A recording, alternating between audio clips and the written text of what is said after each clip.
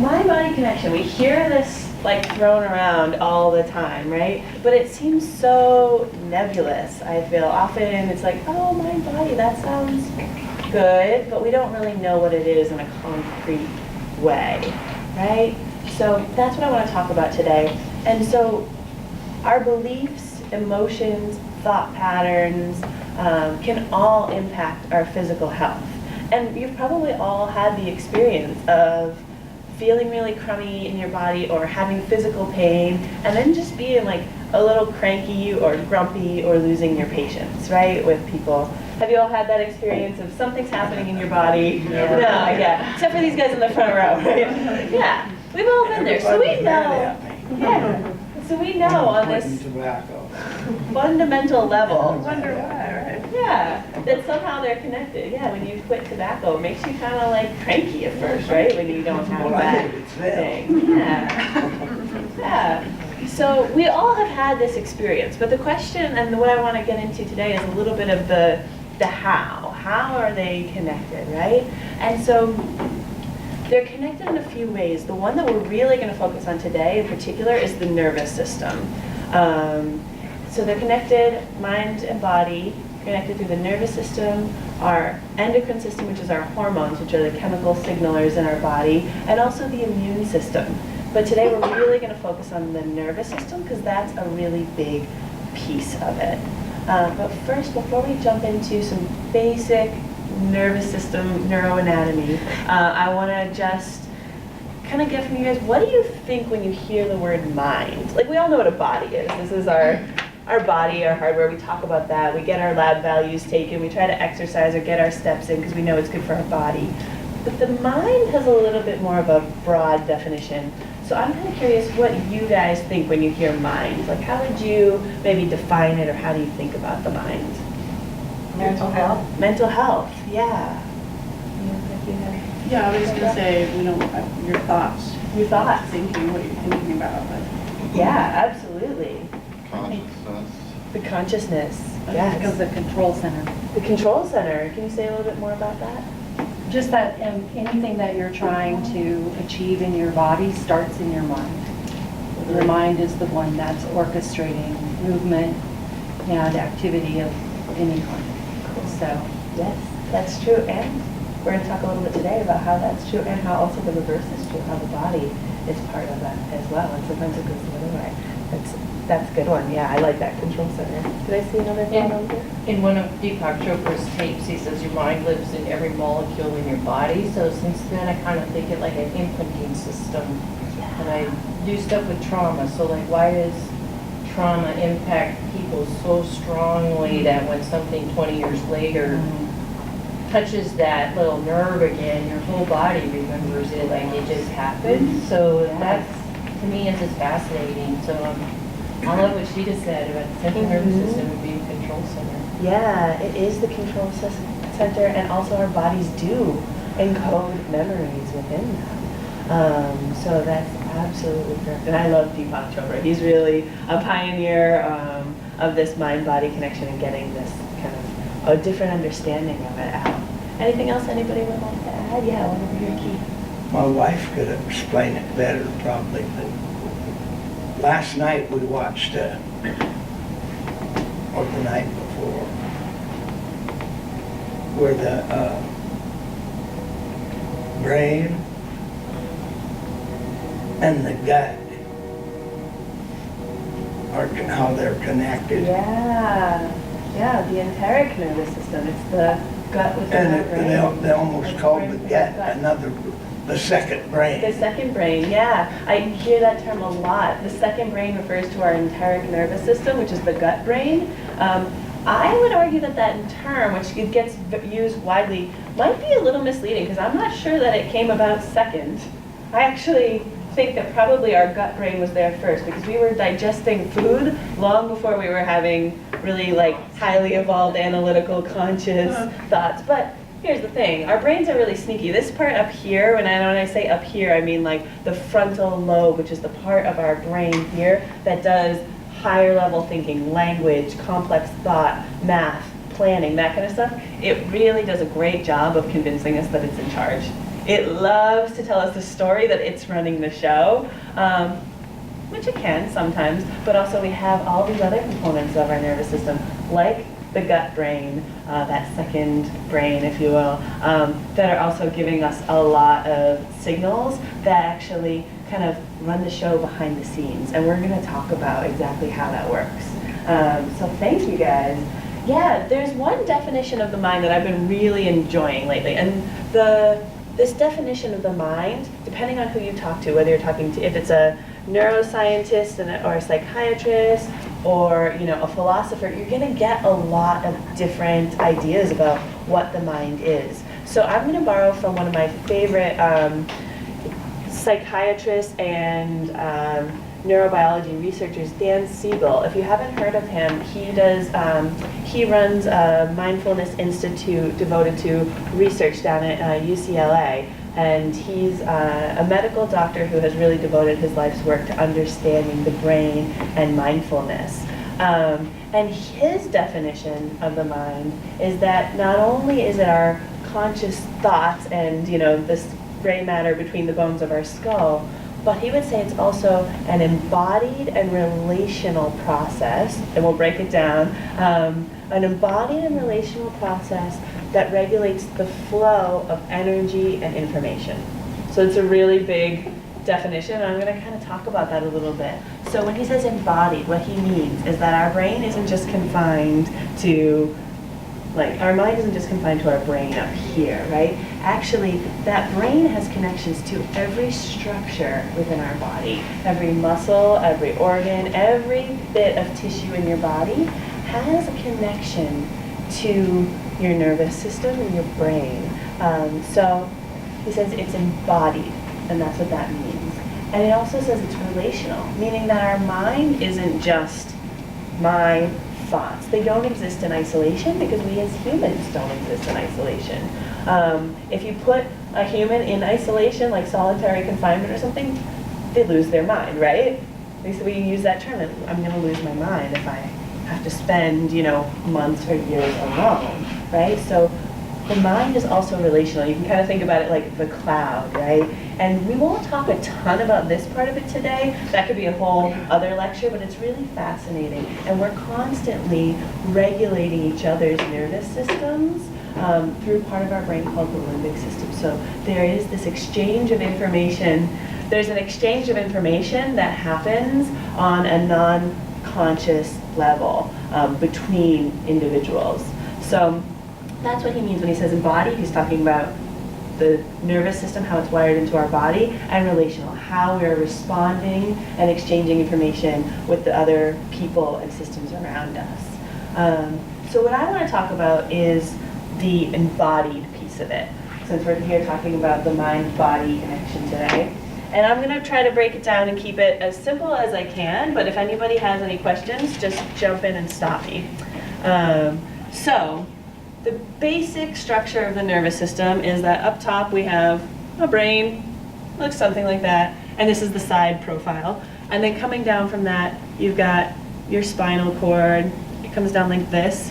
That's considered the central nervous system, right? Brain plus spinal cord. And then that spinal cord has all of these nerves that come off of it at every level.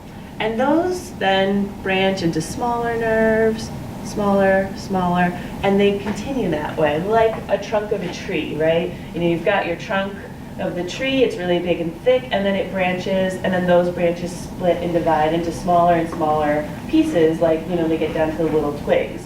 And that's how our nervous system is set up as well. And these nerves go, like I said, to everything. And there's a specific organization. Certain sections of the spinal cord send in nerves that go to specific areas of the body. For example, who here has heard of the sciatic nerve? Or had a cranky sciatic nerve at some point, right? You know exactly where it is if you've had sciatica. It branches off from your low back, and then you feel its pathway, which goes down the back of your leg. And if you've had really bad sciatica, it goes down all the way to your foot. So there's a very specific organization to it, and we see this across all bodies. There may be a little individual variation, especially when we get down here. These might look a little different from person to person, but for the most part, that sciatic nerve in everybody is coming from these lower lumbar sections down here in our low back, and then it has this really thick branch to it that's like the size of your finger. Like, these nerves are big. And then they branch and they go down and they send information down to all of the structures along the back of the leg. So this is the muscles and also the skin and the blood vessels and everything else, the lymph ducts that carry, you know, the lymph fluid of our body. So every nerve has a really specific organization. And every nerve and the spinal cord have information that flows two directions, right? So we've got information that's coming from the top down, and then we also have information that's coming from the bottom up. So top down information we call motor information. This just means that it's activating movement most often, right? So taking the example of the sciatic nerve, if I want to point my toes and lift my heels up off the ground, I'm using some of these lower branches of that nerve to help me do that. So I'm thinking, oh, I want to stand on my toes. I send the signal down, and then my body responds. So that's the motor component. So motor always goes from the central nervous system down to an active movement. And then the other component to that is the sensory.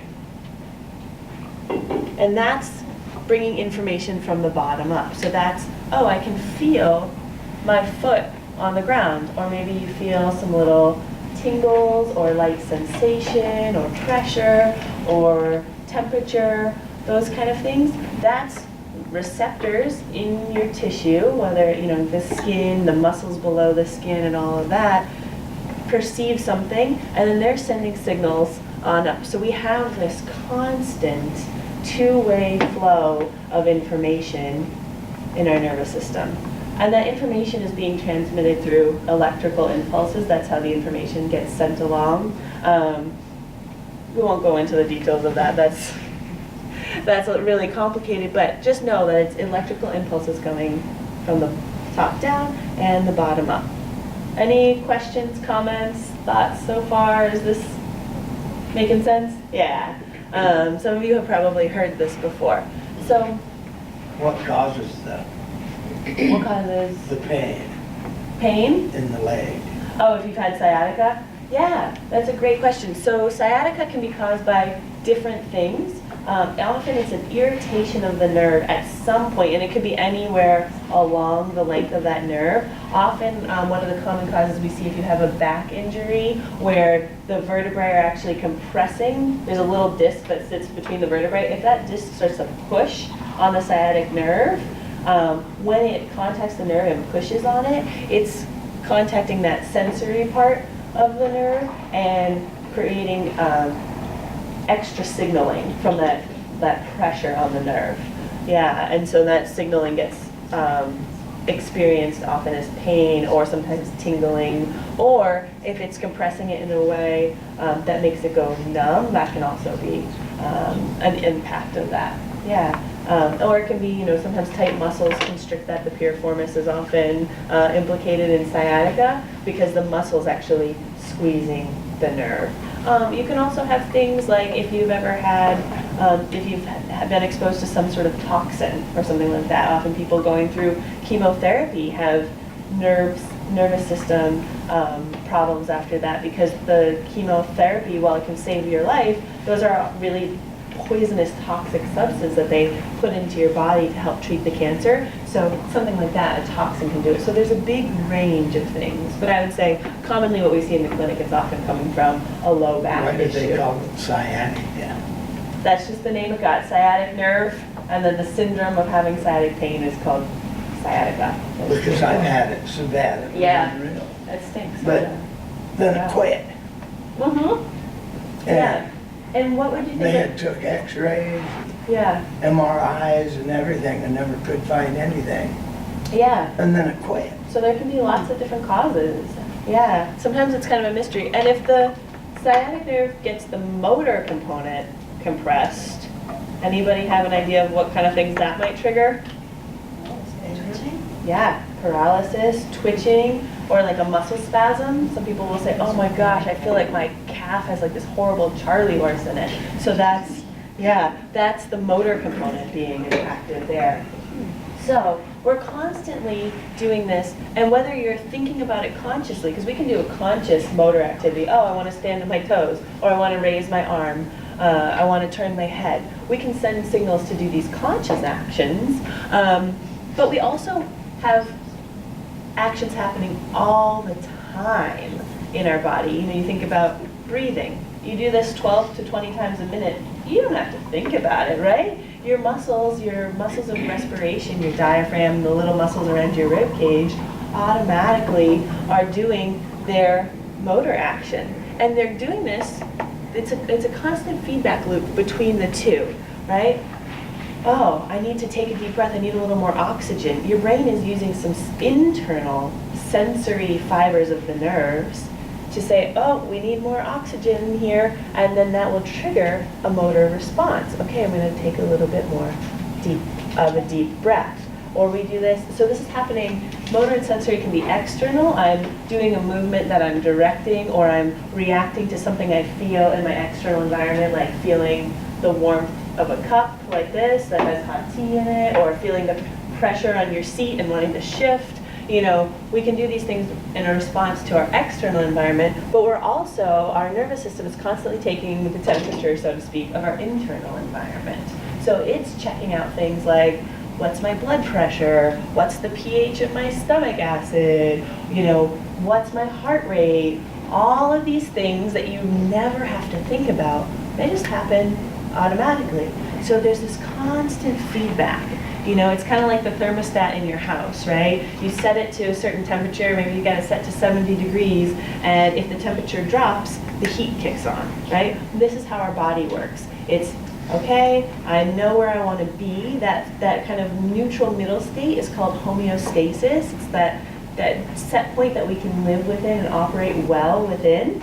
And then if we get too far to one direction, our body will do the response that will bring us back. If we go too far the other direction, it does a response that brings us back to neutral. So we're always looking to modulate, whether that's, you know, what's going on with your internal landscape or helping you to navigate the external world. Any thoughts or questions? Is this all making sense? Yeah. So the part of it that does this automatic piece is called the autonomic nervous system. So automatic, autonomic, they kind of sound similar, so that's easy to remember. So we have the autonomic nervous system, which is the part that's doing all the work that you never have to think about, right? And thank goodness, because it would be impossible to think about all of these things. You couldn't possibly hold that in your brain and try to have a conversation. If you're like, oh, I think my blood pressure's dipping a little bit. Oh, I got to bring up the pH of my blood just a touch. You know, you can't possibly do this on a conscious level. So we have the autonomic nervous system to regulate that for us. And the autonomic nervous system has 3 branches, one of which Keith already mentioned for us. That's the enteric nervous system, the gut brain. We won't get to that one today, but I do just want to acknowledge that it exists because it often gets forgotten about. The other 2 branches that we are going to talk about today are the sympathetic and the parasympathetic nervous system. And you guys have probably even heard of these before. You might know them by a different name. So we've got sympathetic nervous system and then the parasympathetic nervous system. And these are the divisions of the autonomic nervous system, which we often just abbreviate ANS. And it's got these 2 divisions. Has anybody heard of these before? I see a couple nods. Yeah. What is, so the ANS up there, what is the A? Autonomic nervous autonomic, system, okay. yeah. Okay. So just, that's the automatic part. And the sympathetic, who knows, there's another like catchier name for it that's easy to remember. Anybody? Fight or flight. Fight or flight nervous system, yeah. You guys have probably heard of fight or flight, right? So, that's fight, flight. And then the parasympathetic nervous system is the counterpart to the sympathetic, and this is your relaxation side of the autonomic nervous system. So we often call this one, since this rhymes, fight or flight, we have to have a catchy name here. We call it rest, digest. And these operate on a spectrum. It's really a continuum here between these two. So we have the sympathetic side of things, which is I have to get revved up and I need to survive. I need to perform. So that's when we go into fight or flight mode. And so like I said before, our body's kind of like a thermostat. If this is our neutral set point, sometimes we need to be over here, right? So our body will start signaling using the sympathetic portion of our autonomic nervous system to perform, to survive. So this is like, you know, evolutionarily, you can think of the saber-toothed tiger chasing the caveman, right? When he sees that saber-toothed tiger, he's ready to go, right? He's not just like, oh, saber-tooth, you know, he's like ready to perform, right? So that is all regulated, and it happens on this automatic level. You know, something startles you, what do? You jump, right? You don't think about it, it just happens. It happens quickly. Yeah, there you go. And so that is the sympathetic response. And it happens completely automatically, and it's there to help us survive. So what kind of things do you guys think, like, what kind of things would happen in your body when you're in sympathetic or fight or flight mode? What was that? Adrenaline? Yeah, so we get adrenaline. We also, while we're talking about hormones, you also get cortisol, which is another one of those stress hormones. What else happens in your body when? Shallow breathing. Yeah, breathing. Yeah, so we have a stressed breathing pattern that kicks on, and we actually start to increase our respiratory rate, so increase our breathing. I don't know if what I have fits in there, but a few years ago, the doc made me go on disability because I would get really low blood pressure. And he called it autonomic insufficiency. Autonomic insufficiency, sometimes called autonomic dysregulation. Yeah, when we're in fight or flight mode, that'll actually increase our blood pressure. But see, mine would go the other way. And so that's where your body and your nervous system are actually confused about how to balance your blood pressure well. Yeah, and that's why you would need to see a doctor for that, because they need to get your body and your nervous system I mean, I've seen signaling it well. 30 over 10. Yeah, right. So our nervous system is in charge of regulating this, and if it gets confused, then we start to see those insufficiencies or dysfunctions. And so What confuses it? it can be a lot of things, and we're going to get into talking about that in a little bit. So it could be many, many things. What happens with your heart rate when you're Your increases? circulatory system retreats, like it pulls the blood flow from your peripheral. Yeah, and so with this one, when your blood, how your blood changes is your body starts to shunt your blood to the muscles that are going to help you run from that tiger, right? So it takes it away from the digestive tract in particular, because that's a big user of blood. And so we'll send our blood flow to what they call our skeletal muscles, or those muscles that are going to help us run away from the tiger. Does your blood vessels constrict?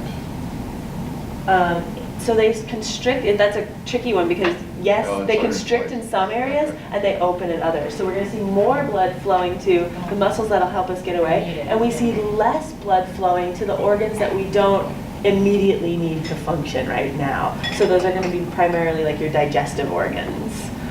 So we see a decrease of blood flow to digestive organs and a decrease in your digestion. In the hands and the feet. Yeah. So like you could run on rocks or glass or whatever you needed to get out. Right. Harm's way. Yeah, because these might not be so essential to running from the tiger. Exactly, exactly. So when you're in the fight or flight mode, or when sometimes a real, Yeah, I can see you doing it, yeah. Yeah. Did everybody see what she just did? She knows fight or flight, we all do. And this is kind of an aside, but sometimes people like lose control of their bowels. Mm-hmm. Well, what's that about? That's a great question, because what we typically would see is that you don't have, Talking about you, right?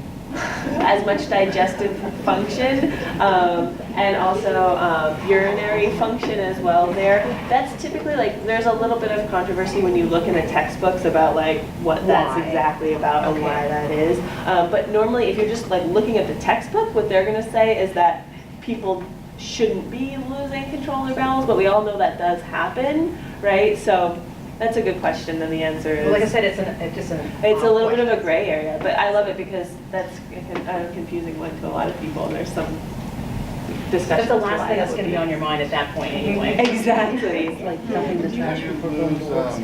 Fine motor control and fight or flight. You might, yeah, because you're getting all that adrenaline, right, which is going to make you Yeah. shaky. You don't have as much blood flowing to your hand, and your body isn't really that concerned about fine motor. It's Yeah. more that gross motor. I need to either get away or fight. So yeah, that's really good. One of the other things we'll see is your heart rate goes up, right? You start to feel your heart pounding in your chest. Wouldn't that be like anxiety? Yes, exactly. So think about like a situation that makes you super anxious, right? What kind of things do you feel in your body when you're feeling really anxious? Like you're gonna die. Like you're gonna die. What kind of like physical sensations go along with that? Praying for some Xanax. Yeah. There can be a feeling of lightheadedness because you are shallow breathing. Yeah, exactly. Feeling lightheaded. Sometimes I know when I feel anxious, I feel it in my chest. It feels like a tension in my chest, or like butterflies in the stomach, right? Panic. Panic. Yeah, and that can feel Oh, different wow. ways. Yeah, to different people. And so, like, if you feel like your palms get really sweaty, you guys ever feel that when you're getting a little nervous? That's the sympathetic nervous system doing that. Yeah. Crying. Yeah. I can't speak. Like I get a lump in my throat. Yes. Yeah. I always wonder if I can yell. Mhm. Like I always wonder that. Yeah. Or do you ever get like dry mouth when that happens? I don't know. I just know that I always wonder if I'll be able to really scream if I need to. Like, will it work? Yeah. And that probably makes it even Or will worse. it be like, Mhm. Yeah. I did test it one morning because I went out, I get up really early and go to work early, and there was a lady out by my car. And like gonna break into my car, and it's so dark, and I just started yelling, and then later I was like, oh, it worked. You know, it's at that point where you get that download of the adrenaline and you don't feel too good, and you're like, wow, what just happened? Yeah, it did work, so. Yeah. And did you all notice what she just did when she said, "Oh, it worked"? It was. Yeah. Yeah. And so that was your parasympathetic nervous system when you felt that relief. So you felt the sympathetic, exactly what you described. That's a sympathetic response, that panicky, and then parasympathetic is, right? So actually with our breath pattern, one of the things we see when the sympathetic nervous system, fight or flight, is activated is inhale. And we're going to talk a little bit more about how to use our breath to actually regulate this, but when the fight or flight is kicked on, we inhale, and that's what Joanne was talking about, that shallow breath pattern. We tend to breathe into our upper chest. We're using a lot of these muscles up here at the top of our ribcage, shoulders, neck, to try to help us bring in a little more oxygen. And then when we realize, oh, it's okay, it's not bad, we exhale. So I would just say we increase our breathing, and we increase specifically our inhale here.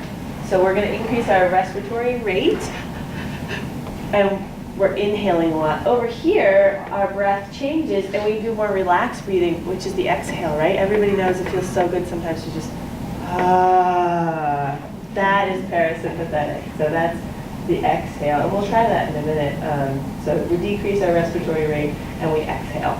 Are there particular hormones that make this emphasized, like as a mom, and your kid's in danger? Like, do you get, I just feel like sometimes when it's my kid versus me, that I had like supercharged Yeah, It's super in the moment, like I could do anything to save my kid. totally. But it seems like almost over what I could create for myself in that moment of fear to my own body. Yeah, and I that's, always wonder, like, is that hormones that are just like they're definitely part of it. synergistic with your adrenaline? Absolutely, and that's the relational part of the nervous system I was talking about before, how an experience with another person can impact our nervous system, right? So you have a strong bond with your children, and when they're in danger, you might actually feel that that's more threatening or a worse of a situation than if you were, at risk. Yeah, so that's the relational piece. And we have those really strong connections, which is regulated by a part of our brain called the limbic system, which does emotions and that connection to other people. And that's how you can feel your kids. Or like moms will often say, like, I just knew something was wrong with my kid, even though they weren't physically together or something. Yeah, so that's the relational piece of the nervous system. And if you want to talk more about that, ask me later. I can give you some resources. Yeah, so rest, digest, we see a decrease in our adrenaline and cortisol. Our blood pressure goes back down. Our blood flow to those getaway muscles returns back to normal, so we'll see more of a constriction in those muscles, and we're increasing our blood flow to our other organs like our digestive tract, our frontal lobe, actually, that part of us that does rational thinking that I was talking about before, starts coming back online, getting a little more blood flow there. All of that, and we see our heart rate will go back down to a more relaxed heart rate. So, yeah, so let's do just a quick little demo of how our breathing pattern can impact our state, the state of our autonomic nervous system. So I want everybody to just try this little breath pattern with me. You're going to start with lots of small little inhales into your upper chest. And I want you to, not to exhale, but to stack those inhales. So it's going to be like this. Okay, so all together, go ahead and take lots of little inhales into your upper chest and shoulders. Bring them in, inhale, inhale, inhale, inhale, inhale, inhale, inhale, hold it, hold it, hold it, hold it, hold it, hold it, and now let it out with a sigh.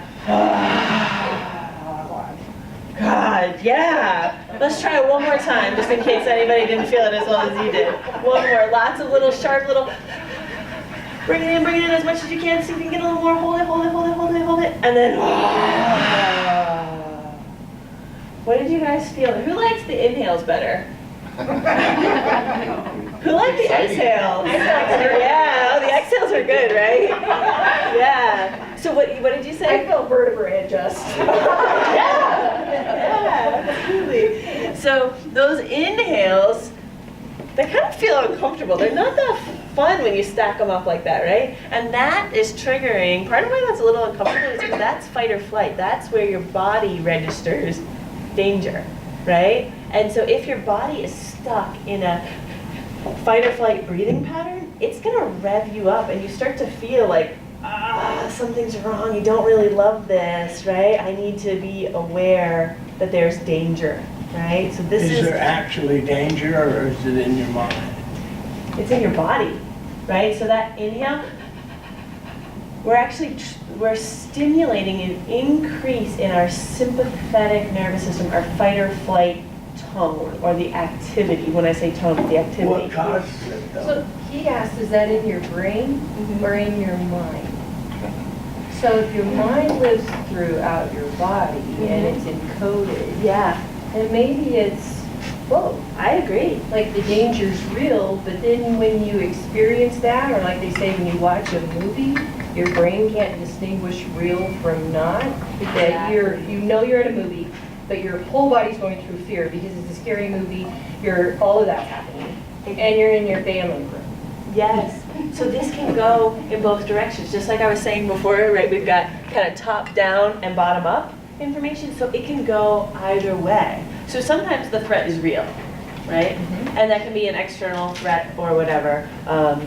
Somebody's going to mug you, right? And you, or it can be perceived danger, like watching a really scary movie, right? Like you're thinking, like You your ever body watch doesn't Alien? really know the I can't- difference. I have a very impressionable mind, I can't watch scary movies. Yeah, your body doesn't know the difference. It's got kind of one way, one mechanism that it uses to respond to that. So that's a way that, like, you know, our minds, we're taking in information about this movie and it's having a physiological impact on our body. It's going to set off the same cascade of physiologic responses, all of these things, that the tiger does or the mugger does, you know? So because this is automatic, it doesn't really distinguish between what's real and what's not. Yeah.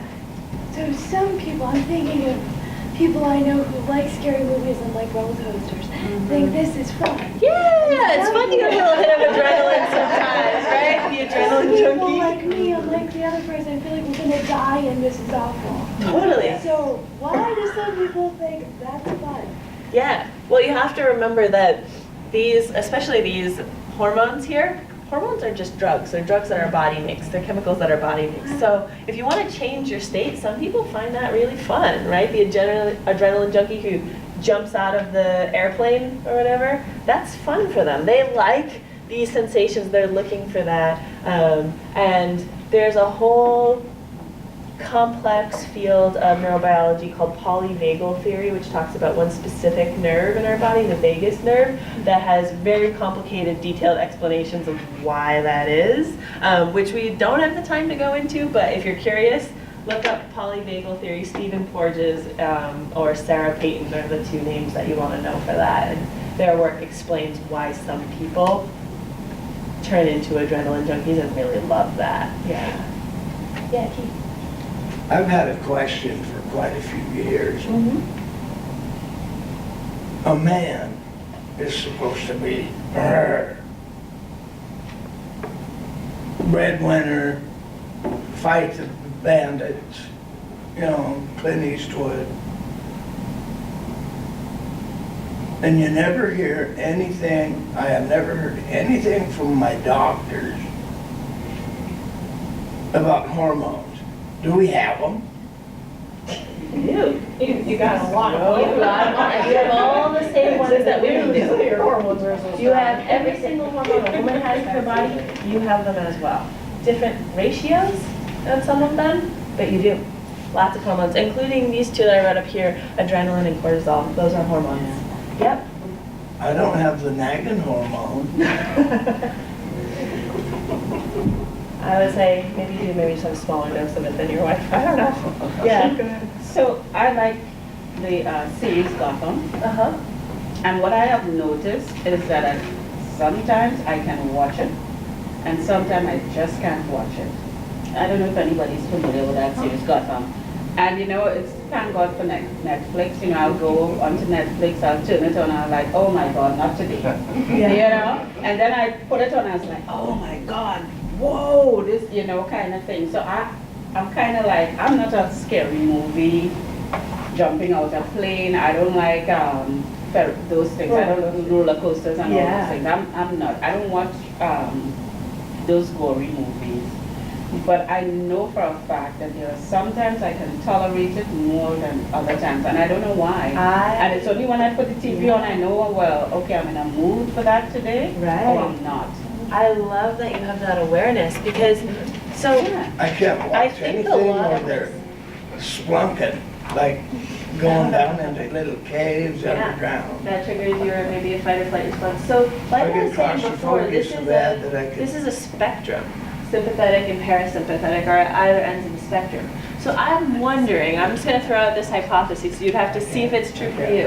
I'm wondering if the days that you feel like you can watch Gotham, you might be already a little bit more at those moments when you feel like you could watch it on the parasympathetic side of things. It might be like if you go to work and you have a super stressful day at work, and then you come home and you're already a little revved up here because stress. This is a stress response. Sympathetic response is to stress.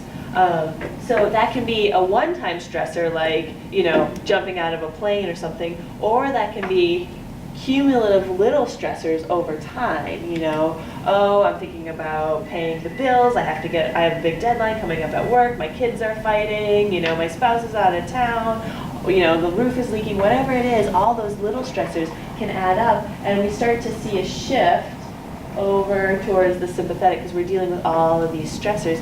So I'm wondering for you, if maybe the days when you feel like that is just too much, from a nervous system standpoint, I wonder if you're maybe already a little bit dialed up into sympathetic. So it's more of when I look at it, it's like it's internalized Yeah. more than at other times when I look at it, I can say, okay, this is just not actually saying it's just a movie, but I'm in that frame of mind, it's a movie. And at other times I was like, oh my God, it's killing, I'm feeling the killing and the goriness and the goofiness. Yeah. And then at that other time I'm like, okay, I'm more an intellectual kind of like, oh my God, this writer is like on point, and it's like, Yeah. oh my, and I get into that, you know, analyzing the whole Yeah. Gotham team, and as like, oh my God, I've watched this show for so long, and this is where Batman came from, and I'm in that mode of like, and then I'm like in this kind of like, oh my God, there's so much killing, oh my, you know, so it's I'm switching. Yeah. So when I'm more in this state of mind, I can watch it, Yeah. because then I'm like, yeah, Batman, oh my God. You know, and when I'm in this mood, like I'm like, oh, you know, killing, oh my God, you just killed her. You know? Yeah. Well, keep noticing that. Keep just Yeah. doing your own little experiment of what you think that might be about. Yeah. I'm just wondering if that's kind of where we genericize and say, I'm in the mood today, or I'm not in the mood today. Yeah. That This is a huge impact on your mood, for sure. And those stressors kind of like creep it in over time, like I was talking about, can really have like a big cumulative impact on your mood, right? When you're stressed, like you're just not in the mood, right? We've had those days where it's a lot. And that's from a nervous system level, how your body is responding. These are all the things that go on physiologically to kind of create that, you know, window of tolerance or ability to, you know, handle a mood. Did you have something? Yeah, so we've got sympathetic. Hold your question for 1 second, Keith. If I don't answer it, we'll come back to it, okay?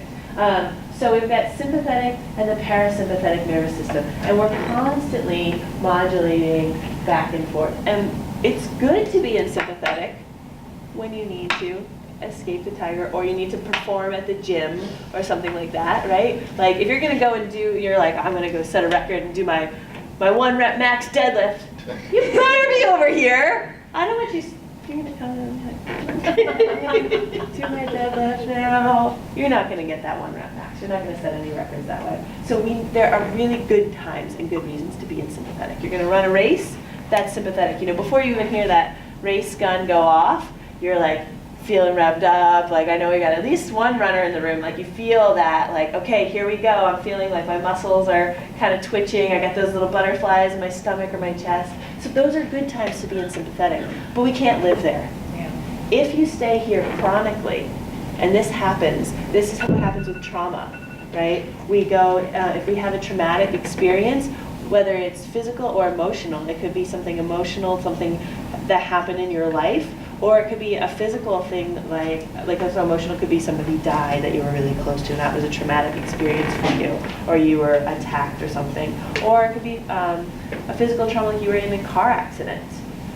With trauma, what happens is you get shifted into sympathetic, and your set point actually moves, and you get stuck over here. So even when it's like time to go to bed, you're trying to wind down, you're not getting very far. Maybe you only get to there or something.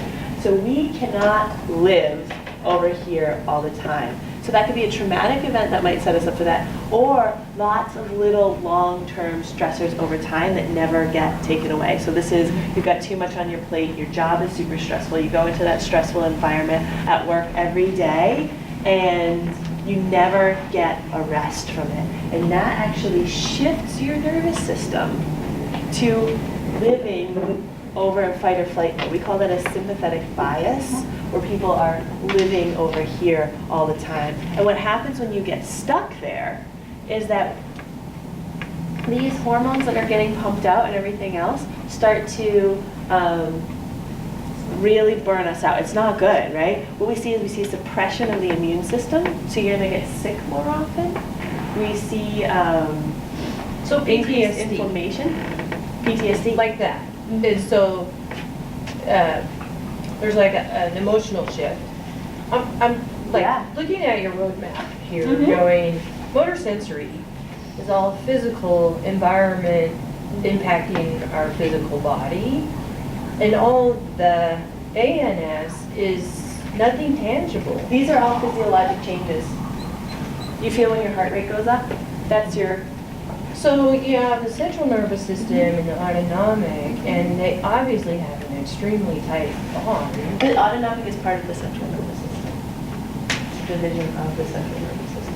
Yeah, and so we have. Sorry, I'm just having. No, it's great. I love this. And we have one nervous system that governs how we feel physically and how we feel emotionally. Hardware is the same for everything, right? So our emotional experiences trigger physical responses. So think about like if somebody surprises you. You actually have a reflexive reaction to that, right? Or if I'm feeling sad, what am I going to do with my body, or like really depressed? I go into a depressed posture, and we all know that because we've seen it and we've felt it in our own bodies, or we've seen it in others. You can tell when your friend's having like a rough day if they're doing this, right? So we have one nervous system that governs everything, and those pathways, the physical and the emotional, get wired together. It even impacts your voice. It does. It's kind of weird. Yeah, and Wow. that's, like I was saying before, that polyvagal theory is looking at the vagus nerve, which is actually one of the nerves that comes from our head. It goes to all of the organs of our body. That actually dictates how we speak and how we hear other people, what part of that nerve is activated. So it's Are actually you a huge talking part about of stress? social connection. What's that? Are you talking about stress? Yeah, stress impacts how we feel physically I don't as even- well as emotionally. I don't think I've ever had any stress. No? You would be the first You're a human I've lucky guy. ever met. You're, I don't know, because it's full bore downhill all the way with me. yeah, no stress. That's, they should put you in a scientific Lead forward, study. get out of the way. Yeah. So, yeah, so wait, did I answer your question, or do you No, have and that another? wasn't really a question. Yeah. I'm just like trying to put together what you said about how the brain tries to convince the physical brain tries to convince the body it's in charge, and it's like it's doing it all the time. The body is doing And it. we're falling for it constantly with our autonomic nervous system, Right. to where we have to really work on training the parasympathetic to, like, that's not true. That don't listen to the brain right now. It's not true, and it's actually not useful to us sometimes. Right. And so I that's, was telling her with implicit bias training, this is huge. yeah, and so because we've got this, like, so we have the top down, it's like, I'm having an emotion or an experience, and I'm using stress as the example because that's one we can all relate to, and stress can come in so many forms. So I'm having an emotional experience, and that's actually impacting my physiology here or here. Or it can be the other way around, that something starts to happen in the body, right? That starts to make us feel, it goes the other way. Oh, I feel a little uncomfortable or unsettled or something if you're in this fight or flight. So like I was saying with the breathing, maybe it's the way you learn to breathe, right? And that could be like, you might get stuck in a stressed breathing pattern because 3 years ago you had pneumonia or bronchitis, and when your body was healing from that, it put down scar tissue in your lungs. The scar tissue is not as mobile, you can't expand your lungs. You start working really hard to try to breathe because you have a lobe of your lung that doesn't expand well. That stressed breathing pattern to just try to get enough oxygen in, over time, your autonomic nervous system starts to perceive that as a stress breathing. Oh, I'm breathing the way I breathe when I'm stressed, I must be stressed. Start the whole cascade. Do all of these things. So it can be a physical thing that triggers the stress response or an emotional response, or it can be an emotional response like trauma or something like that, chronic stress at work, whatever it is, that triggers the physiology to follow. So that's where that understanding of the nervous system as a two-way street is really important. Because once we know that, we can actually use some shortcuts. We can be like, oh, I'm having kind of a stressful day. Maybe if I do some stuff with my body to bring on more of this parasympathetic side of the nervous system, it'll help calm me down and have a little more resilience and capacity to handle the stressors of life. Yeah. They need a little rain. Why them? Because she'll say, let it go. Let it go. And just that little Love reminder, it. like, you know what? That's so right. Yes. I love Okay, it. it helps. I love it. Get up and take a walk. Yeah, I love it. What are some other things we can do from a physical standpoint to shift how we're feeling? Deep breathing. Deep breathing, yes. Deep breathing works really well. Yeah, and especially now you guys all know how this is wired.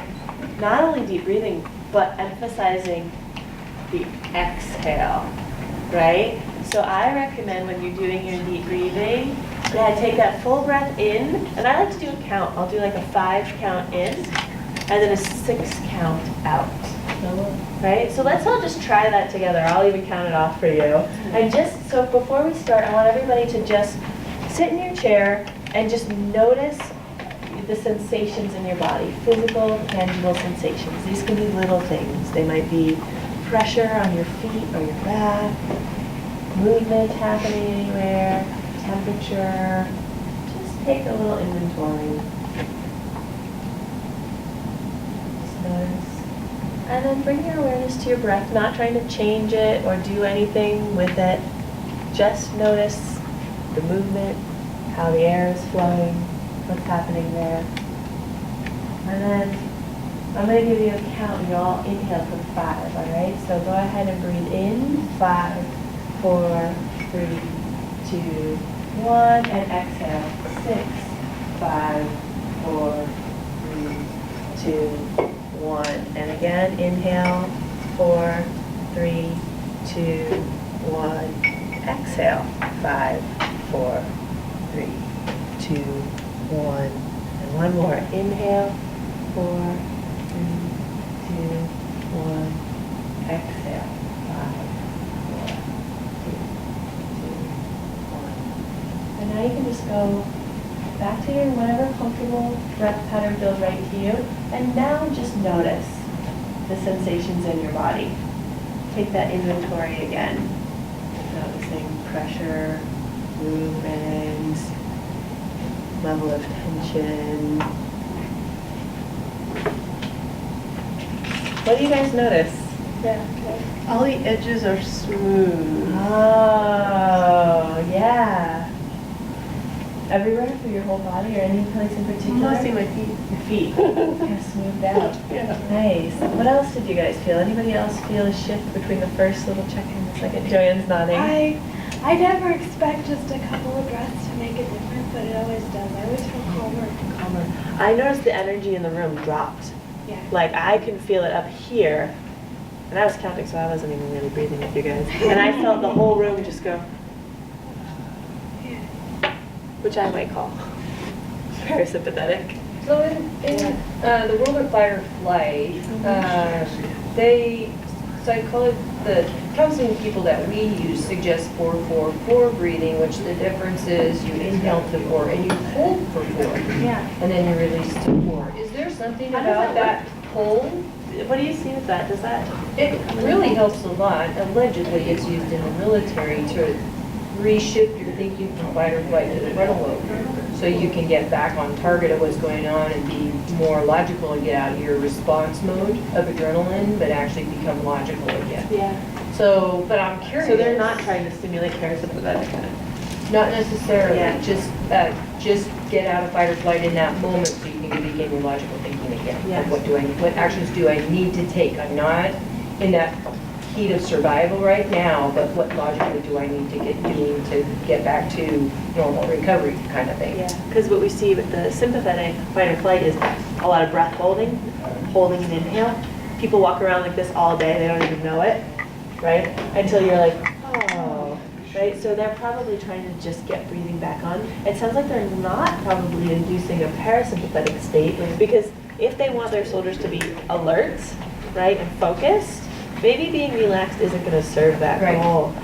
So I really like just using a count, and it doesn't have to be 5 and 6. You can choose your own count, and just focusing on that easy breathing. And you want it to be smooth and rhythmic.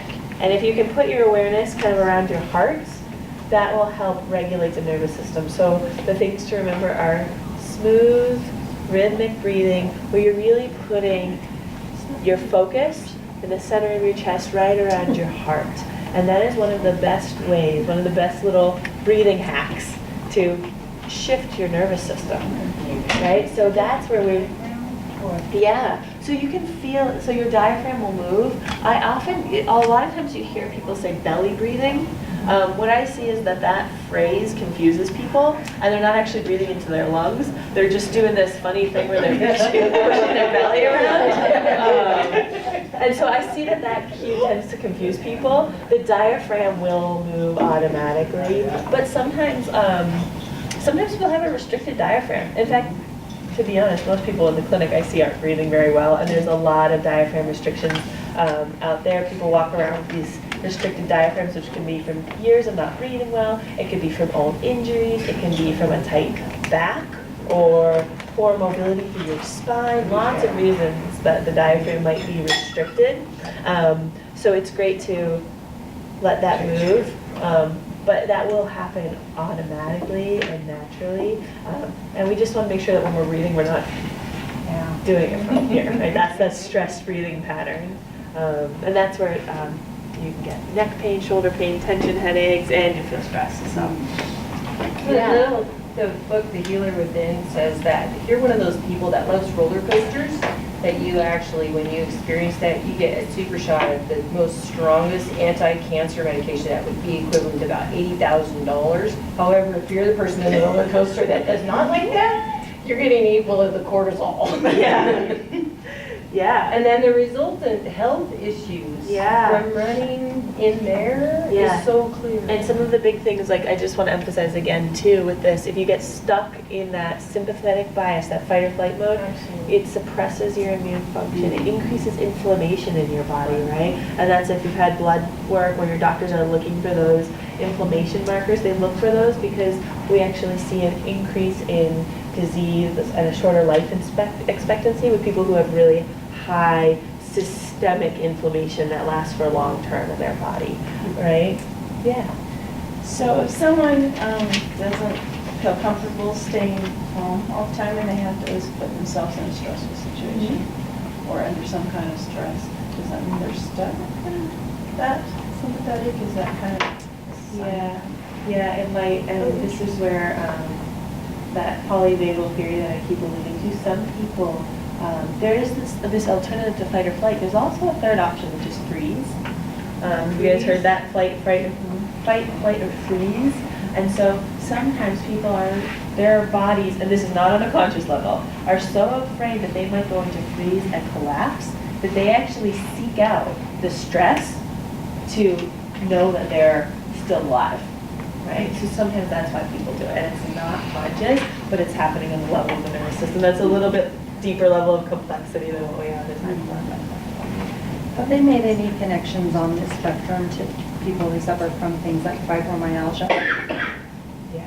Yeah. When you have chronic stress, and there's been an interesting study that came out in the last couple of years called the ACEs study. Have you heard of it in your trauma work?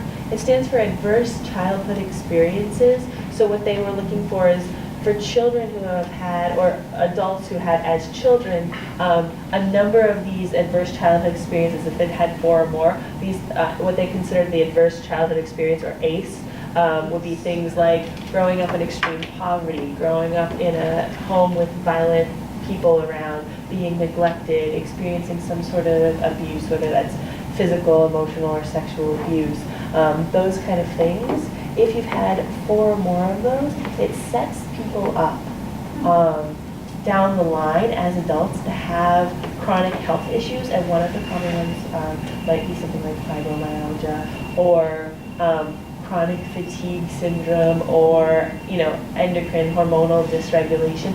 Lots of those. So lots of these kind of like chronic health issues that are kind of nebulous and poorly defined, like fibromyalgia, have a nervous system component, right? And it's been really poorly understood by the medical community because it's so complex, but the way that I see it, what I often see in my work, is that there's a holding pattern there. There's always a reason or a source of the fibromyalgia.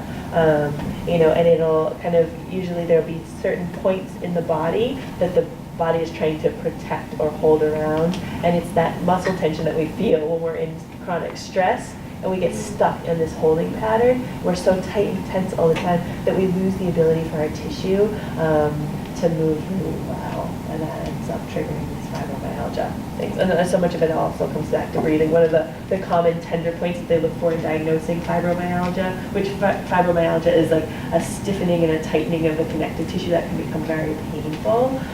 It impacts the muscles and the fascia, which is the connective tissue in our body. One of the points that they look for is up here, right in those accessory muscles of breathing that help us do our stressed breathing pattern. So we've talked a lot about why it stinks to get stuck over here. So we started brainstorming before. What are some of the things we can do from a body standpoint to help relax us and bring us back into parasympathetic mode? Like, what would be some good ways that we could use to shift ourselves when we start to feel stressed, feeling that tension? Beyond the breathing? Beyond the breathing. Breathing's a big one. Shoulders back and fingers open. I love it. So getting a little stretch or changing your posture. Yeah. I love it. Everybody just try that for a second. Just take that second. Just let your shoulders kind of roll back, open your chest, open your hands, right? Because when we're stressed and we're trying to run, we probably kind of clench like this. We might protect. So this is a great way. Body posture is such a good way to get us out of it. And then you can add whatever you want. You can add your own little flair. Maybe you want to do a little neck circle. Maybe you want to do some shoulder circles, stretch. Yeah, so I love that. Anybody who has a foam roller, you just lay down on top of that, let gravity do the work. You don't even have to hold yourself up. That's good. What else can we do from a body standpoint that might help shift us a little bit? Get a massage. Yes, a massage. I got one yesterday. Yeah, that helps take some of the tension out of those muscles, right?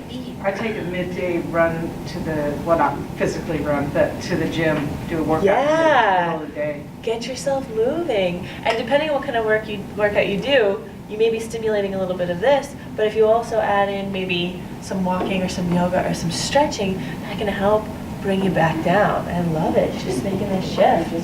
What else? Anything else?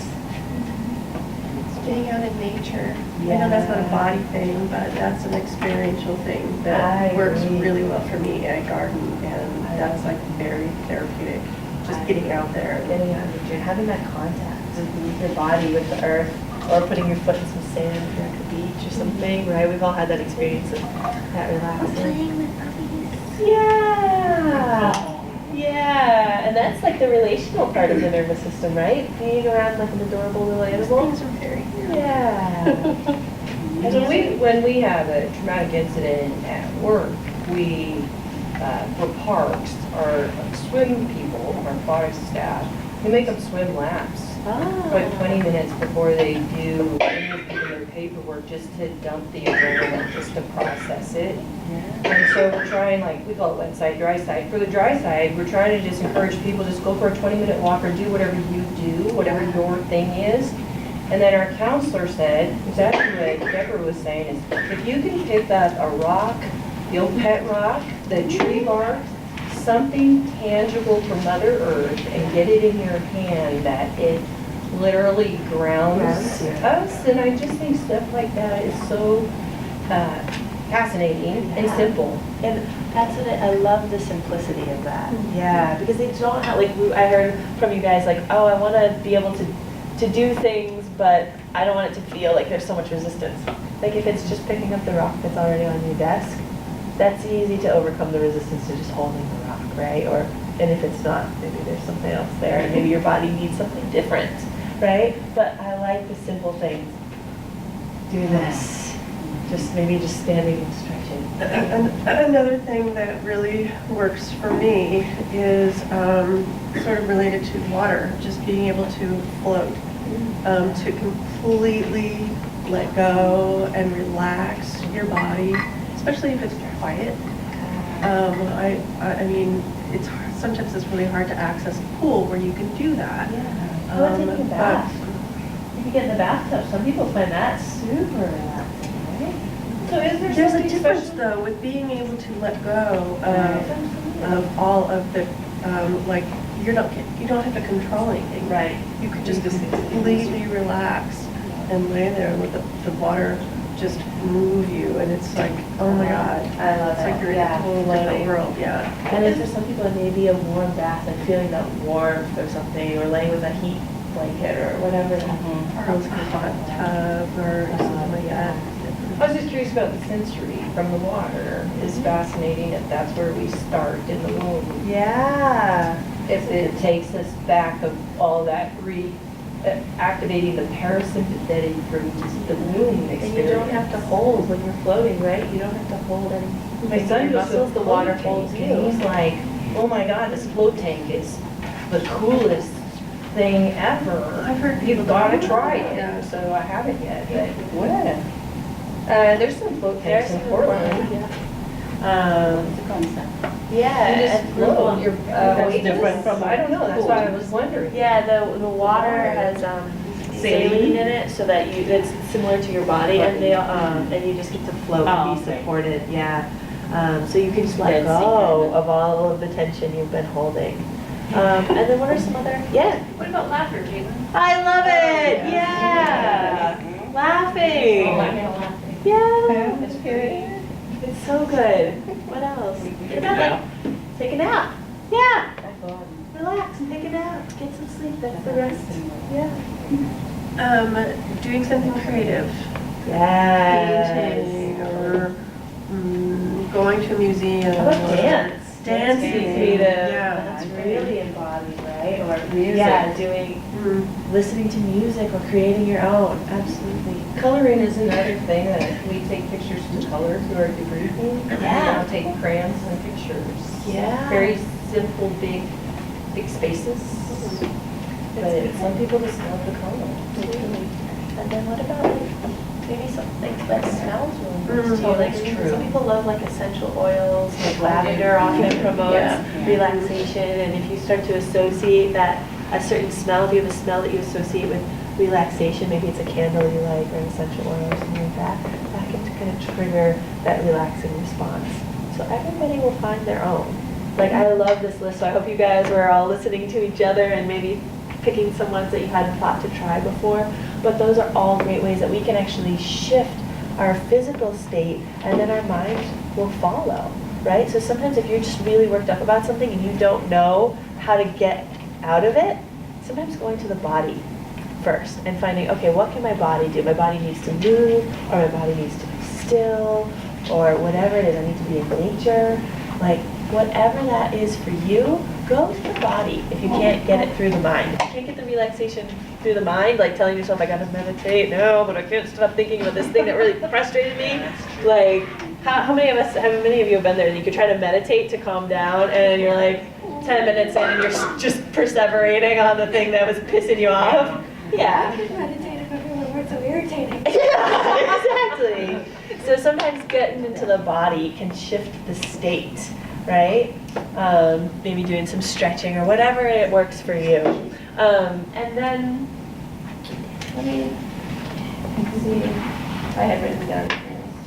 So there's also, so we just talked about what you'll hear called bottom up, especially in a lot of trauma work. They call that stuff bottom up changes, meaning we focus on the body to create a shift in the nervous system. The reason it's called bottom up is because they kind of think of the headquarters for the nervous system is up here. So if we go through the body, whether it's massage, movement, yoga, whatever, they call those bottom up interventions. There's also top down. We can use our brain and our central nervous system to shift the state of our body, right? Because it's that two-way street with our sensory motor fibers. So there's been a lot of interesting research that shows that actually suppressing your emotions can have negative health outcomes and can actually increase disease and shorten your lifespan if you suppress emotions. Has anybody heard that before or thought about that? Yeah. Has anybody here ever been to see an acupuncturist or Chinese medicine practitioner? Okay, so a lot of you. And so have you ever heard your acupuncturist talk about how the different organs are associated with different emotions? Yeah. So in Chinese medicine, they believe that each organ is associated with a different emotion. And if you're suppressing your emotions and you're not expressing them, or you're not feeling like you have an outlet to express them or resolve them, the Chinese medicine practitioners believe that that will create dysfunction and imbalance between your different organ systems of your body. And they have specific ones, and I see this as well in my work. And there's some really interesting books that are written by Western medicine doctors too, if you're curious to learn more about that. But I'll give you kind of a few examples of some of them. For example, in Chinese medicine, they say that the lungs, does anybody have an idea of what emotions the lungs might hold?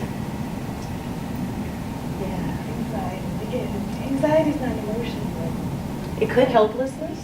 That's a good one, yeah. Chinese medicine practitioners would say they often hold sadness, which can be helpless, or grief commonly. But everybody's body is different. So you may store different emotions in different places or experience them. But yeah, so they would say if you have a lot of grief that you haven't been able to express, that can get stuck in the lungs. And then that can show up as lung dysfunction like shortness of breath, asthma, even a sore throat, frequently getting colds, getting chills and fevers. From a Chinese medicine perspective, they would say that those emotions can get stuck in that particular part of the body. And I've worked with a lot of people in my own practice who have trouble breathing and said, oh, it feels like I've got like something sitting on my chest. And when we get down to it, it's actually an emotion that they've been holding there from an experience. And once they're able to shift that, all of a sudden there's this new lightness available to them in their breath. So, and you said anxiety before, which Chinese medicine practitioners often attribute that to the kidneys. And kidneys are associated with fear, which from a Western medicine perspective makes sense because the adrenal glands sit on top of the kidneys. Mm-hmm. The root of the word kidney is renal. We would say like the kidneys are your renal system. So adrenals means the adrenal glands sit on top of the kidneys and they produce our stress and hormones we're feeling anxiety. So it makes sense that Chinese medicine practitioners say fear and anxiety can be held in the kidneys, which are right here in your back. And if those are out of balance and you've got a lot of that fear stored up in your kidneys, that can turn into things like, urinary issues, trouble regulating your blood pressure, things like that. So they have a lot of impact. So one of the great things we can do for our physical health during this is to just be in touch with our emotions and find a way to, work with them or express them. And it doesn't have to be like, if you're feeling anger, it doesn't mean you have to go and yell at your spouse, it could be things like maybe journaling to get your thoughts out. When you said creative projects before, I heard creativity, and so like creative outlets can be great ways to express ourselves emotionally, right? Or just going for a walk with your friend and just talking it out, It could also be seeing a therapist or a counselor or one of your health coaches and talking it out that way. So that can be really, really powerful, and that's one way that having, better emotional regulation can strongly impact how we're feeling physically. Any other thoughts or questions or ideas about ways to kind of help work with those? Louise Hayes, in the back of her book, You Can Heal Your Own Life, she has made matches between thought patterns and illnesses and says in there to actually use your body's dis-eases as a roadmap to your thought patterns. Yeah. And so it's awesome to just go in there and think of it. If I can't see very good, it's a far side or near side, and just write down head to toe all that I know is not right or there's a problem with, and then I look at the thought patterns. Yeah. And it's just like affirmations and something you haven't hit on, I don't know if you're going to, but to do them in front of a mirror 16 times so your mirror neurons are activated. Yeah. And I hadn't heard about mirror neurons until maybe 6 years ago, and I was fascinated, and I'm wondering if that's that relationship piece The relational of piece, yeah. So for those of you who don't know, mirror neurons are neurons that they've discovered in our brain that when somebody else, and they're specifically motor neurons, which often gets misconstrued, but they're specifically motor neurons that mimic a motor pattern of another person. So if I see you raise your arm, I have neurons going off in my brain that are the same ones I would use if I raised my arm. So when you see a person do a movement, even if you're not doing it yourself, the same neurons in your own brain fire as if you were doing it yourself. And they found this because they put people in MRI scanners and they look at what happens when they watch a video of a person, you know, doing a squat or something like that. So I think with the emotions, because we can read emotions on people's faces and on their bodies, that I do think that there is a link between the mirror neurons and us being able to mirror other people's emotions. Yanni probably the So then my theory of sitting and watching an exercise tape means that I'm actually exercising.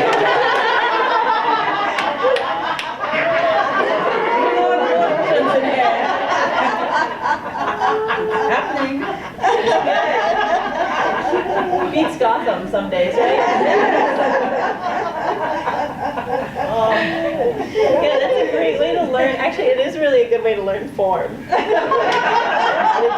things with good form. Yeah, eventually you have to do it in your own body to get the benefits, but it's a great way to learn how to do a movement really well. I do that in the clinic with a lot of my clients. They don't know I'm doing it, but I'm teaching them how to squat and I'm demoing maybe a squat or whatever movement we're going to do. This is the movement I want you to do, and I'll do it a few times because I know while I'm talking and explaining the movement I want, I know they're getting some learning in their own nervous system about how that movement's going to look. That's what my trainer does. We'll be talking about absolutely, totally non-related to the workout stuff, and she'll start doing this, and I'll go, okay, I know that's my signal, but I need to start doing that. Yeah, It's interesting. exactly. Yeah. Yeah, so we do have these mirror neurons, and that's probably why these things do work well, and I think that is probably a connection. Yeah. Caitlin, does that coincide with muscle memory? Yeah, so muscle memory, what that is once you train a movement for long enough, and this works for movements, it also works for thought patterns. The more you reinforce it, because all of your neurons are kind of like linked up together, right? And so when you do a certain movement, you have to link certain specific neurons together, and they form this pathway that allows that movement to happen. The more you fire that specific neural network or set of neurons, the stronger that pathway becomes and the easier it becomes to do it. And eventually that new movement will get stored in your brain in a way that it's automatic, you know, just like driving a car. The first time you get in a car, you're like, I don't know how to do this. Where's the gas? Which one's the brake? You know, you do it enough time, you've created these connections between the neurons that know how to, you know, shift gears, turn the wheel, all of that stuff. You're breaking the path. Yeah. So that the encoding, that's what you were saying, encoding, because I know when, this is goofy, but when they changed the protocol for sudden cardiac arrest for doing response, we used to do look, listen, and feel, and I trained, so we did that for so long, and then they changed it to start at the heart.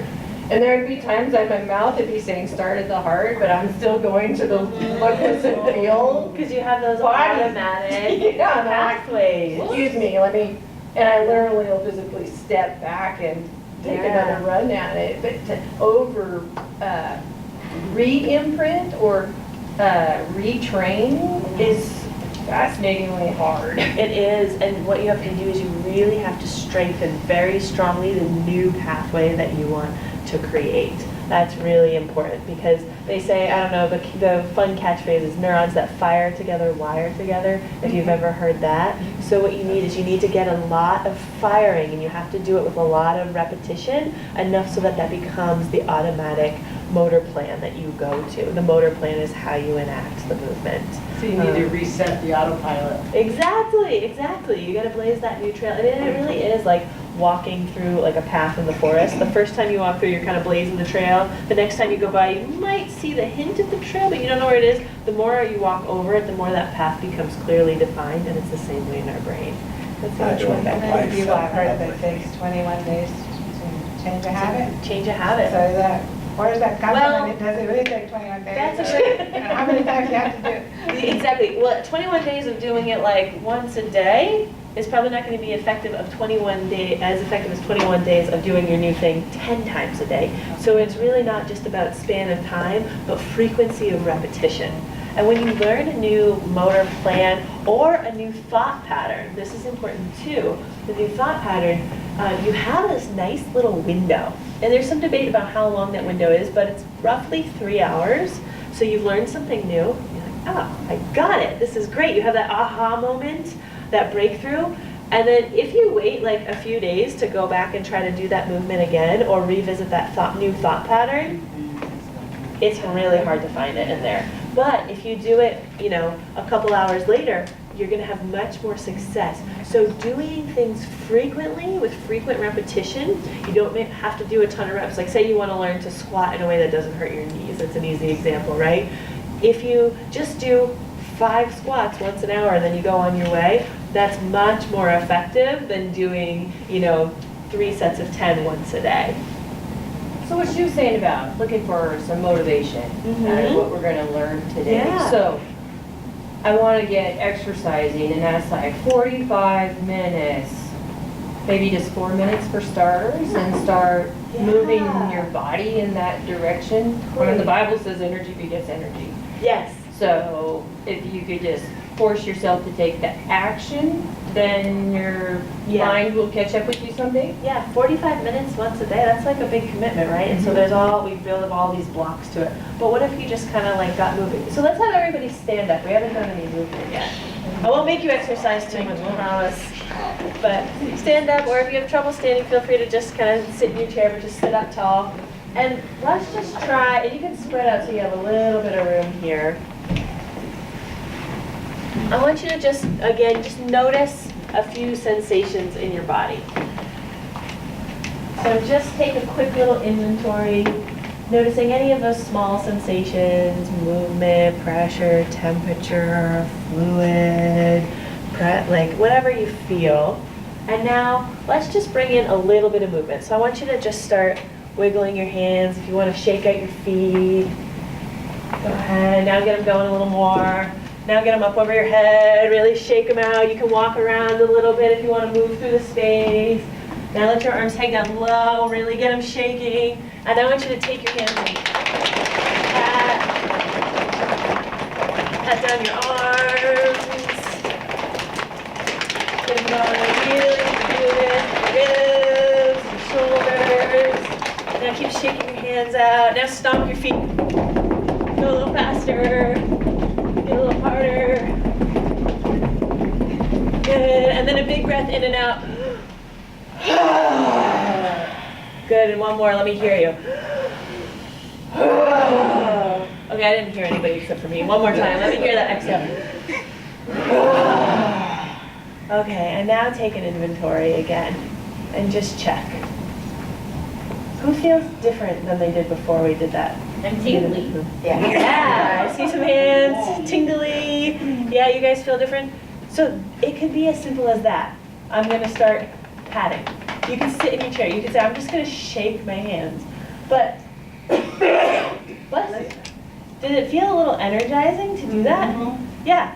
And that was pretty simple. So if you make that commitment, you guys can take a seat again if you want to, or if it feels good to stand and walk around, feel free to stand if you want to. But when it comes to changing patterns, I think it's so much better to start with the small, manageable thing.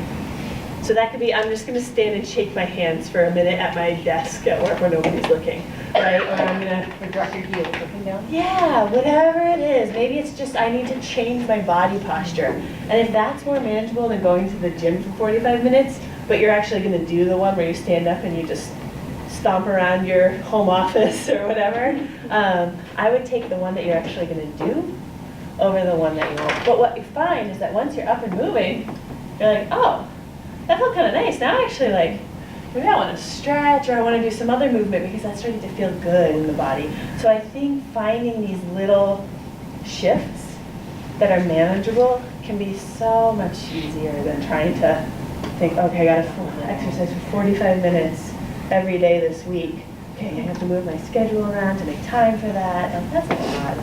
That can be really tough. But once you get going, you might Just think, do oh, I the like death this. march, Do the death march. once a week. What does that mean? Do you know what hay hooks are? I don't think I know what you're talking about. They're a hook, or you're working on the farm and moving bales. And that's When how you you get get your movement? You get a hay hook, couple hay hooks. You find a place up in the woods that's steep. And you use the hay hooks to move yourself, touch your feet with spikes on them. All right, you're gonna And start you the go just hay as hard hook as you can movement go. exercise fad. Hay hook therapy. Hay hook exercise, I love it. And I tell you what, it straightens your spine. I love it. It really takes all the kinks out. And you lay there and totally relax when you're done. I love it. So you're getting a little bit of fight or flight and a little bit of rest digest. Right. Yeah. So these are little things. So we just did an example of a bottom-up movement, just getting yourself wiggling, moving. And did you feel how that was kind of energizing? Like, are you guys feeling a little more alert, a little more awake now? So that's another example of just that bottom-up type of stuff. So I'm kind of curious. Oh, one other thing, and then I'm going to open it up to more questions so we can just have a little time for discussion. But one last thing I wanted to point out is that just noticing sensation in your body has a profound impact on your ability to regulate and tolerate your emotions. So there's been some interesting research that just shows just noticing sensation in your body, and it doesn't have to be anything big or profound. It could be simply like, oh, I feel a little tingling on my right big toe, or I feel a slight pressure on my shoulder, or I feel a little, warmth in the back of my head. Whatever it is, just noticing those things and labeling them without any judgment, without any need to explain why, can have a huge impact on our ability to tolerate difficult emotions when they come.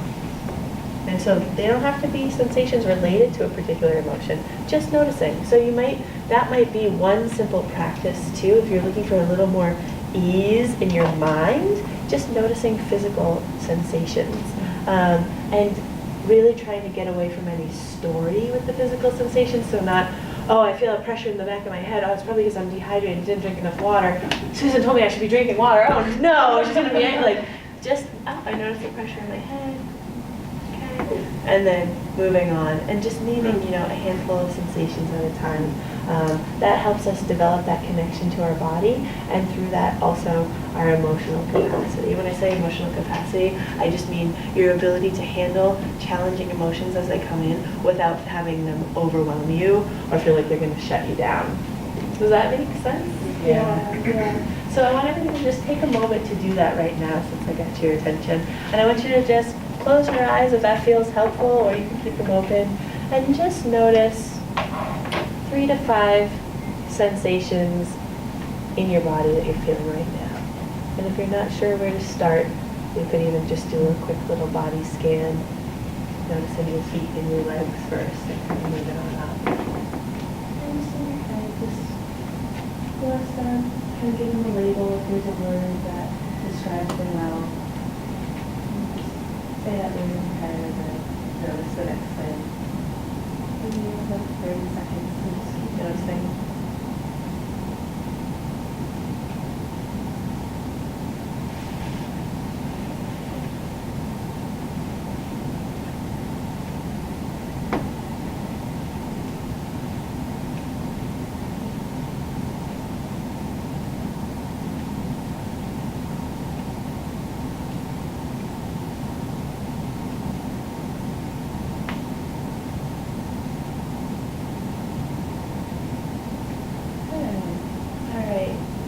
Come back, bring your awareness back into the room, and I'd love to hear just a couple people share, like, what's one sensation that you felt? I'd love to have just some examples of sensations.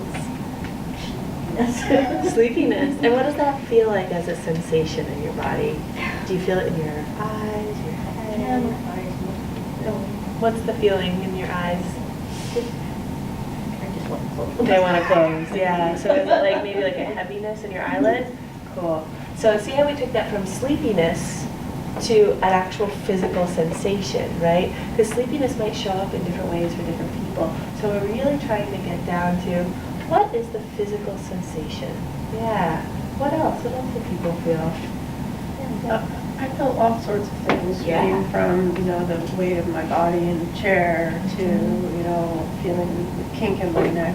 What I had a hard time with is labeling them without telling a story. Yeah. Without saying, oh, I'm feeling crooked because there's something going on here with my, whatever. And That's really Yeah. common. To get into that storyteller mind. That's a thing that you can just refine. And when you catch yourself going into the story, oh, my neck is feeling this way because, just cut it off at the because. And I would even encourage people, if you have a tendency to use metaphor when you're describing things, leave the metaphor out of it, like if you're like, oh, I feel a lot of stirred up energy like bees in my chest or something, leave the bees out of it and just say, oh, I feel a lot of tingling in my chest, or I feel lots of movement underneath the bones of my ribs, like try to get as, just concrete as possible, and that's the part that can really help with that enhanced emotional capacity and regulation. Let's get a couple others. I was thinking about that, kind of dreaming about that lobster I talked about earlier. Yeah, so what's one physical sensation you felt in your body? Physical? Yeah. Well, I was with my eyes closed and totally relaxed Okay, so you felt a relaxation in your eyes? everywhere. Everywhere.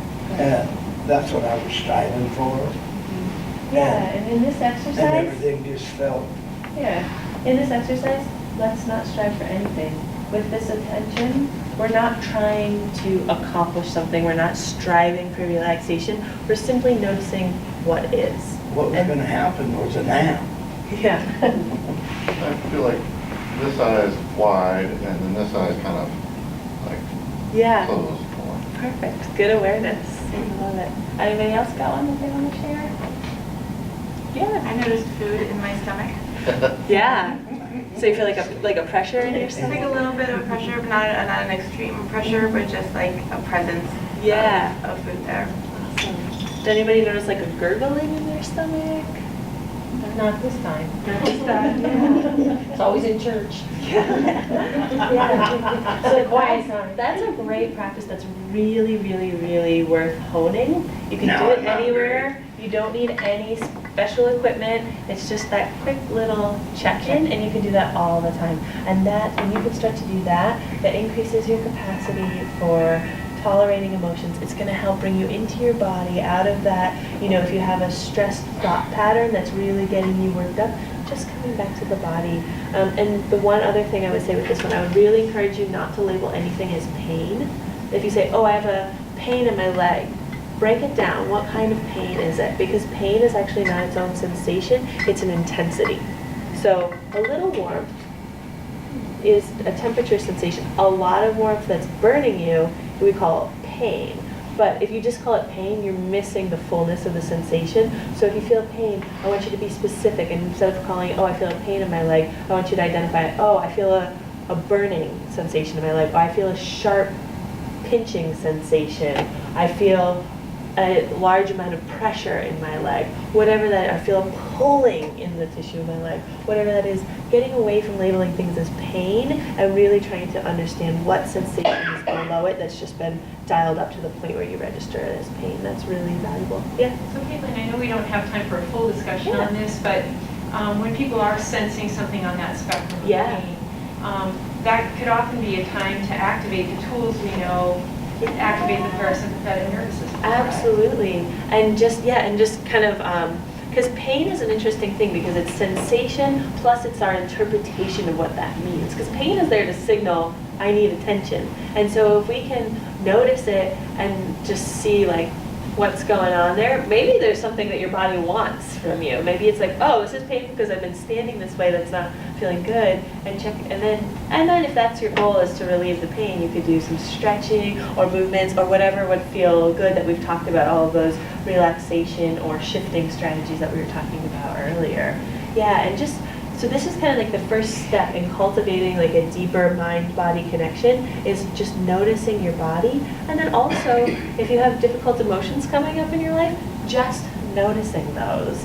Even if you're not sure what they are, maybe that's when you go and you talk it out with a friend, or you go and journal, or you use a creative outlet, or you talk to a coach or a counselor, whoever, whatever feels right for you. But just starting to tap into those, and there's so much richness in all of that it will then start to give you incredible information and insights, kind of like you were alluding to with Louise Hay's work.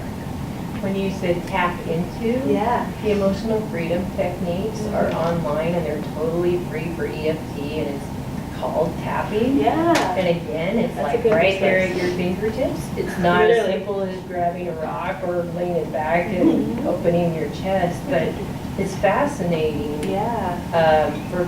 My mom does it for her anxiety, and you don't have to make that connection of why do I feel this way? Yeah. But she can just reduce her anxiety through tapping on her wrist and Yeah. her face. And yeah, and so for it's those of you who don't know what it is, the emotional freedom technique is tapping a series of points, like there's some on the head and different places along the body, and so it's a physical tapping that you do yourself, and it can help create some ease in the nervous system and emotions. Yeah. So I want to just take the last little bit of time to open it up to questions or comments or thoughts.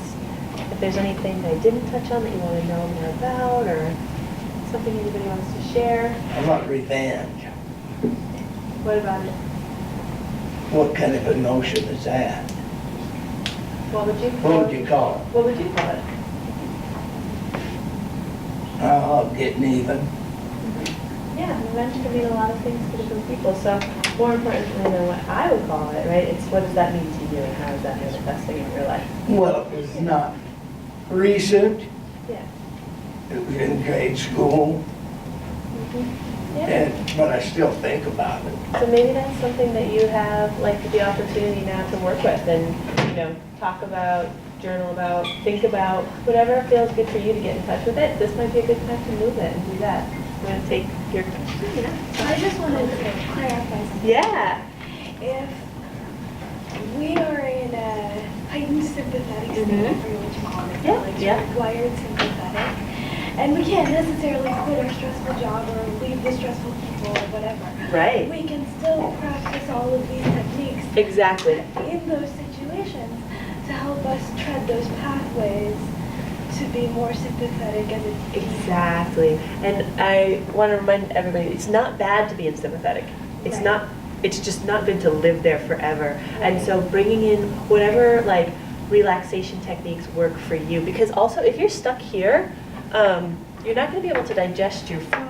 You're not going to be able to bring in like nourishing oxygen. You don't get sleep. This is where our body heals and repairs here. So if you have a super stressful job or something like that, or a stressor in your life, we can't avoid stressors. That's part of being human, right? But what we can do is we can manage them to the best of our ability. Sometimes that's looking at what you have on your plate and seeing where can you cut stuff out. But when you've got it down to the bare minimum, and then when that stress comes in, finding those techniques, whether they're top down or bottom up, all of the stuff we were talking about, going for a walk, floating, being in nature, whatever it is, incorporating that into your life. And not as one more thing to do, but like, wouldn't it feel so good just to, right now, whatever it is that your body is calling for, do what feels right. And that's why we came up with this great list of all these things.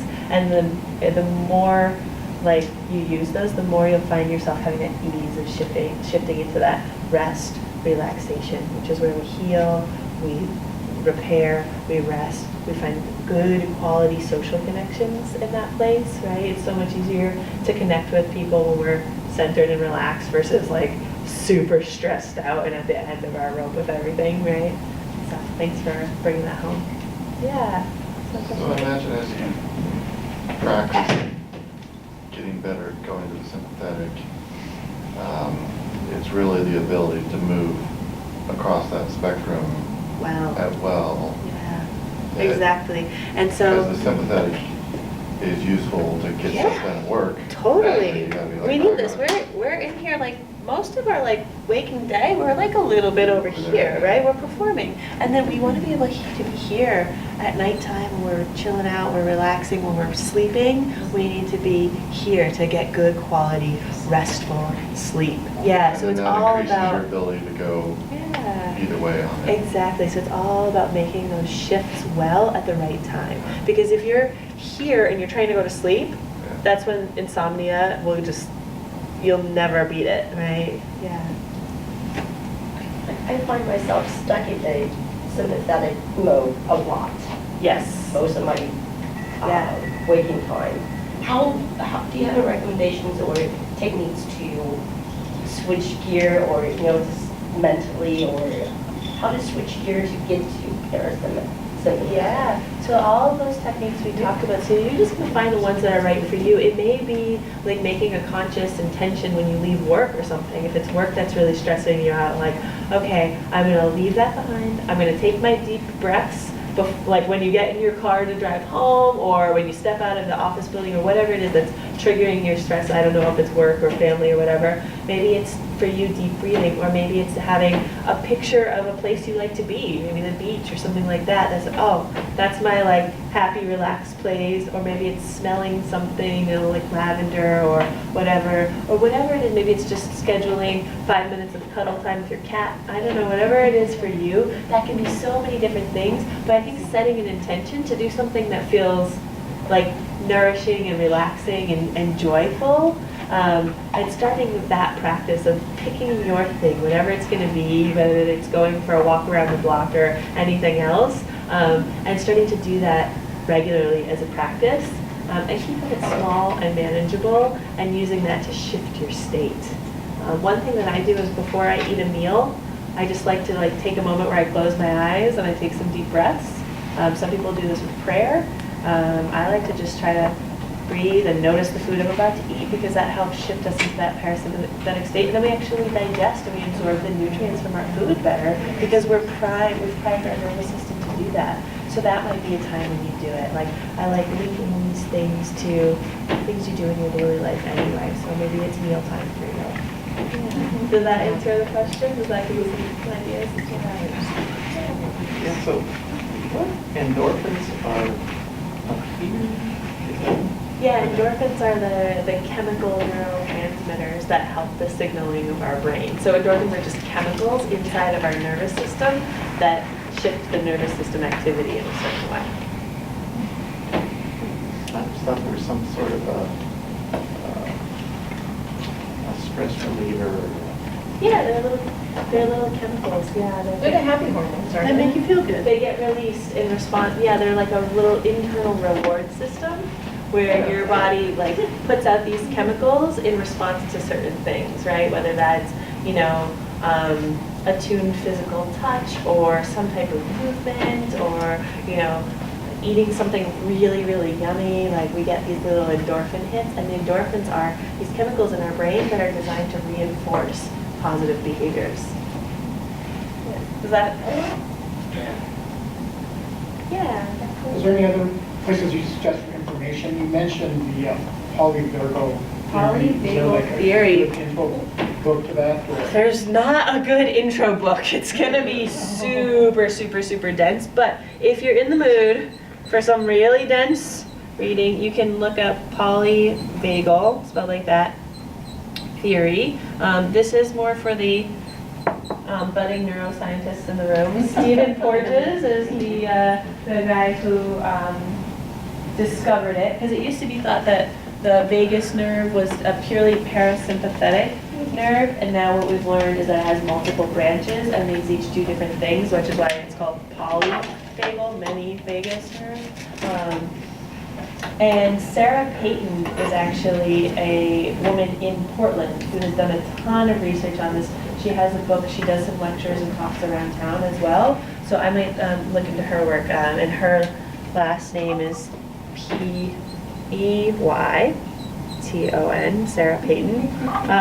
And then if you're interested in learning more about the breathing, there's a really great TED Talk, which I can actually, I'll just send to your health coaches, and they can send it out to you guys if you're interested. or we can put the link somewhere where you can get it. There's a really nice TED Talk that goes really in depth into how breathing helps regulate our nervous system. And I love coming back to the breath because it's something that we all have access to at any point. You don't need any fancy equipment. You can do it whenever. And it's such a powerful reset. We often don't think about it because it's not that glamorous, you know?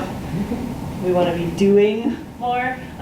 But I'll give you the link to that TED Talk as well, which is quite a long one, and it really gives a lot of good information. You've been remarkable. Oh, This has really been- thank you. Sorry. Appreciate you.